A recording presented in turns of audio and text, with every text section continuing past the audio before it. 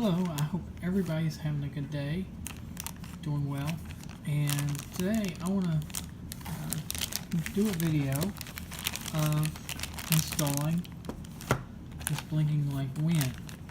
Now, I'll also give my thoughts too. One thing is, I ordered this blinking light wind, I believe it was sometime in May. And at the time I had a couple of consoles, a couple of NESs. Well, it was actually put on back order. And I had to wait a little while. And while I was waiting, I forgot that I had it ordered. And I fixed the two Nintendo's NESs that I had. I simply cleaned the 72 pin. Bent them up a little bit, with a little stick pin, and got both of them working fine. And then August comes around, mid-August I'd say, I think it was August, this thing comes in the mail, the blinking light wind, and I was stuck without a Nintendo to put the thing in, because I really didn't want to put it in a working Nintendo. But anyway, I finally have come across a Nintendo that doesn't work. Now it will work sometimes. Oh wow, it worked this time. Let me take it in and put it back. I'll take it out and put it back in. What do we have? Blinking. Well, it's not blinking, but it's not reading the cartridge.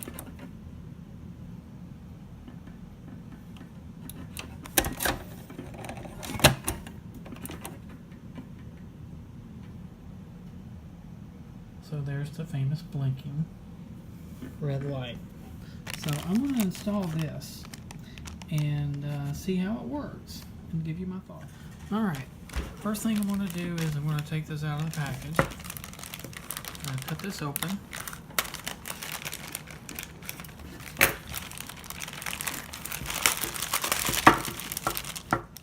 Okay, so we've got, this is the main head right here, and that's where the cartridge goes into. Let's take that out.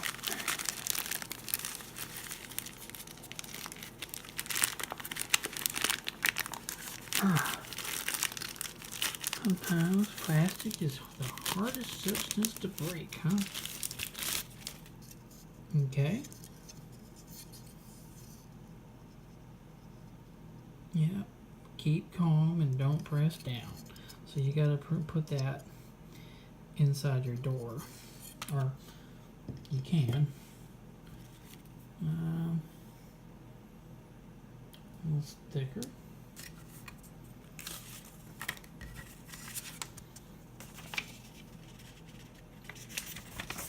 And instructions.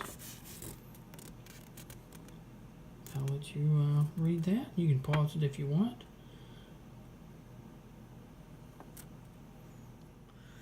Okay, so the first thing it says to do is to remove the 6 screws on the bottom.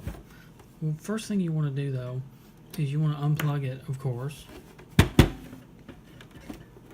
Unplug these AV cables. They're actually stereo cables, but whatever. Turn it over. And before I do that, I want to go ahead and press the power button to get any electrical charge out. And now I want to use my Phillips screwdriver and take all of these 6 screws out. Alright, so I'm taking out the final screw from the bottom here.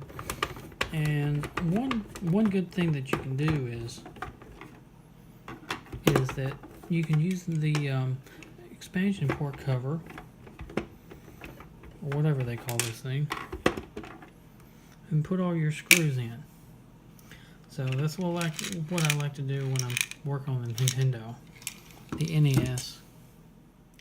Alright, so next it tells you to remove the 9 screws from the RF shield and the power video module.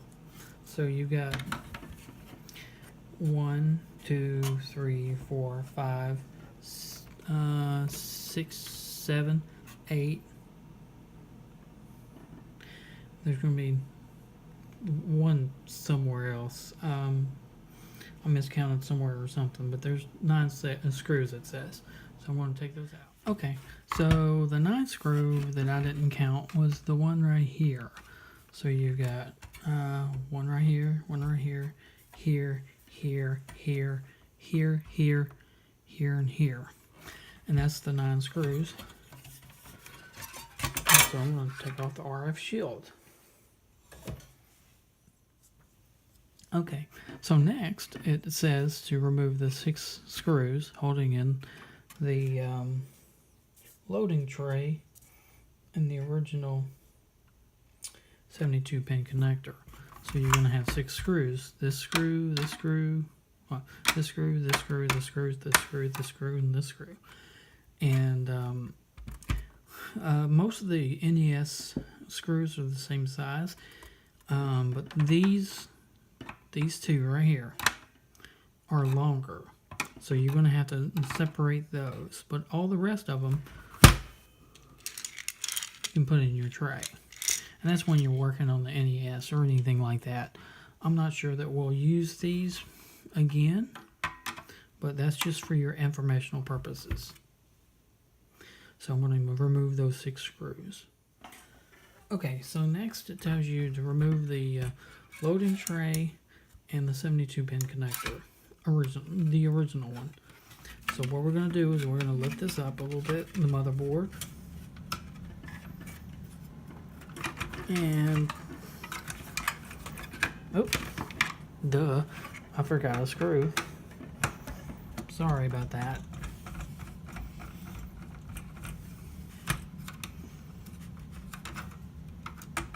I don't know how I missed that one. But anyway, let's pull this out. Much easier with all the screws out, huh? So we're going to set this aside. And then we're just going to pull this out, the 72-pin connector.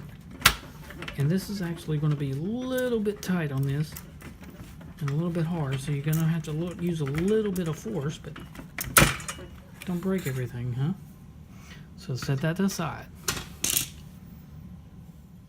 Okay, so then they say the next step is to plug in the blinking white WIN connector. And to be sure to line up the connector contacts with the edge connector on the main board.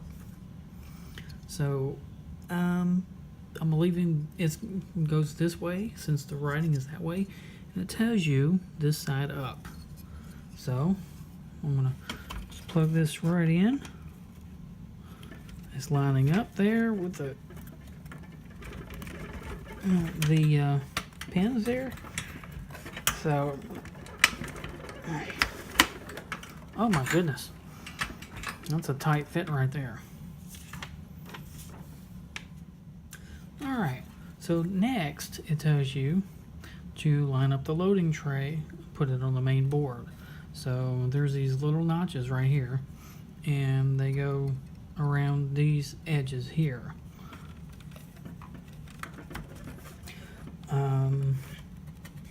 Make sure your connector is straight. This isn't too straight, so there we go. It's better.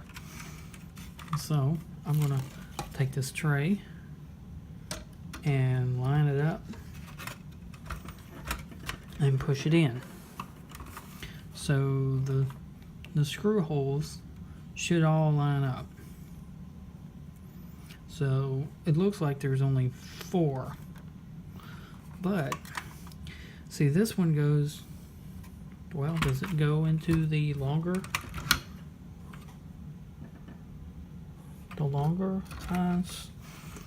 do you use the longer screws?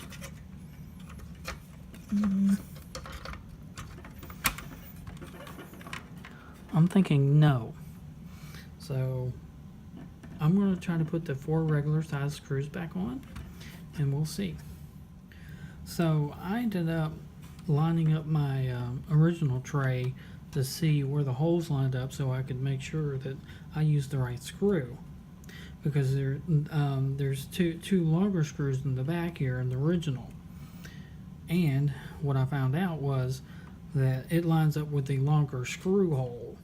So, if you look at your original NES screws, you're going to have this size.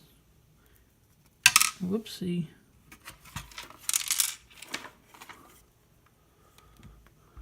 Sorry about that.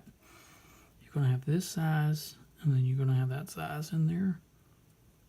Slightly bigger. The silver ones, and so you put the silver ones in the back. And the instructions do not say that you use the bigger screws. So, but you use bigger screws in the back. So, here we go. I'm going to put those screws in.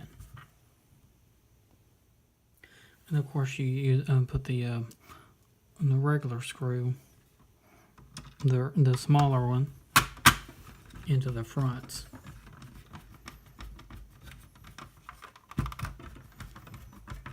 Alright, on with the next step. Okay, so next it tells you to put the old shield back on. And you're going to use the screws from the old shield. And you're going to have two shield screws left over. In fact, it was the two screws that go on the back of this tray here. But anyway, I'm going to screw the shield back on. Okay, so I put the shielding back on. And actually, it says put all the screws in the shielding. It still fits. You should have two screws left over. And then they talk about power cycling the system. But they don't say anything about putting this back. So I'm going to have to put this back on. This is not the shielding. This is the molding that goes on top. This is the top. So I'm going to put this back on and screw the 6 screws. And then I'll have 2 screws left over. Okay, so I've put the top back on, and what do you know? I have 2 screws left over. And I'm ready to go to the next step, which is power cycling it and testing it out. Okay, so what it says is lastly power cycle the system to change regions, switch the system on and off. This mostly is for non-NTSC users, as the initial program is NTSC. Each time you power cycle, the lockout chip will automatically switch to the next region. Once it detects your region of your system, it will remember the setting, and you should be set for life. Up to 4 power cycles may be required to find your current region. It cycles through the regions in this order: NTSC, PAL A, PAL B, and Asia. Since I am NTSC, I'm probably just going to have to power cycle this once. And it should be good to go. So I'm going to put in my game, Tiger-Heli. Let's see how it fits. And my goodness, this thing, is it in there? No. This thing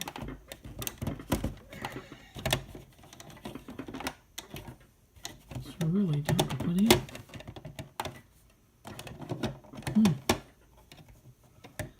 I'm actually going to have to use both hands. So let's try it. Oh my goodness. That was really hard to put in.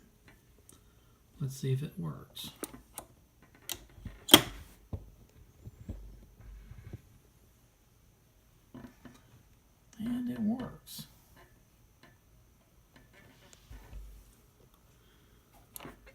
turn back off. Pull it out. This is definitely a problem.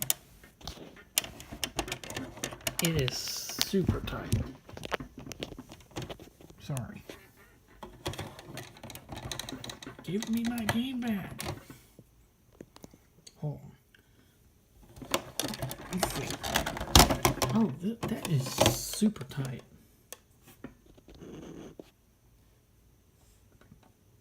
That is super duper tight. So you have to push it all the way in.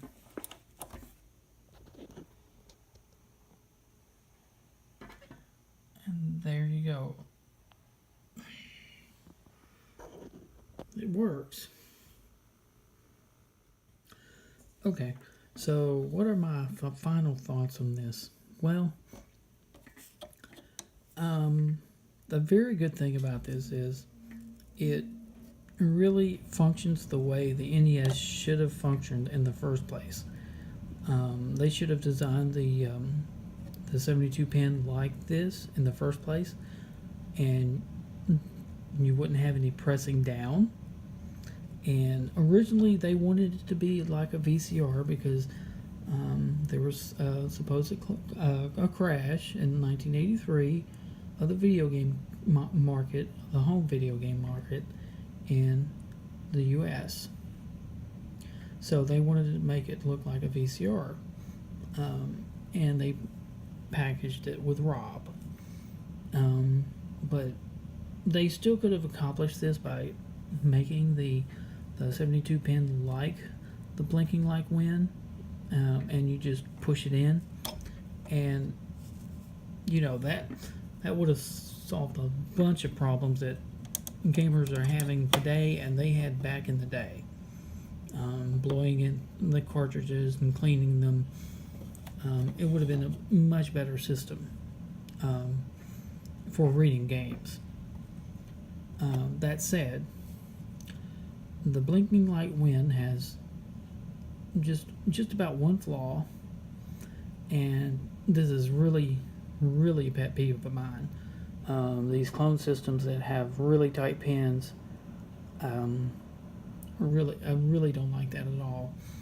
And this one seems to have the really tight pins. In fact, this really makes it tough. I've never had a problem like this putting a game cartridge in. A lot of people would be turned off by that because they're scared that their pins on their games are going to be worn out, and I don't blame them. So if you have got a Nintendo that doesn't play games at all, you've tried cleaning the pin connector, would I suggest buying one of these? Sure, why not? But just make sure that you're not going to be pulling your games in and out too much. Because this thing,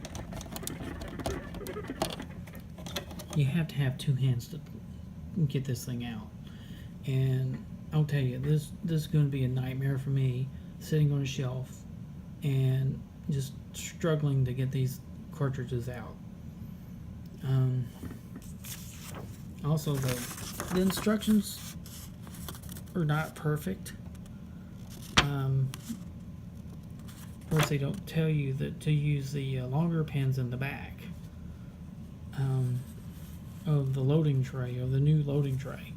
I had to figure that out for myself, which is not too much of a big deal if you're paying attention.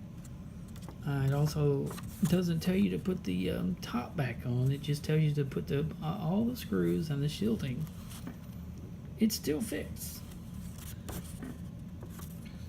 And then they go into the power cycle. So, you know, if you don't mind it being super tight, and you have a screwdriver and an NES that doesn't read games, I'd say that you could buy this and be sure that you can wait a couple of months, because it's going to be on back order. Alright, hope you enjoyed this video. I rambled a little bit at the end there. Please forgive me. Please like, subscribe, and give me your comments below. Do you have a blinking blinking light win installed in your NES? Do you like it? Do the pins wear down? Do they get a little bit more loose? That way you can put games in and out easier? Because this is ridiculous. But anyway, that's just me. Maybe I've got weak fingers or something. All right. Well, have a great day.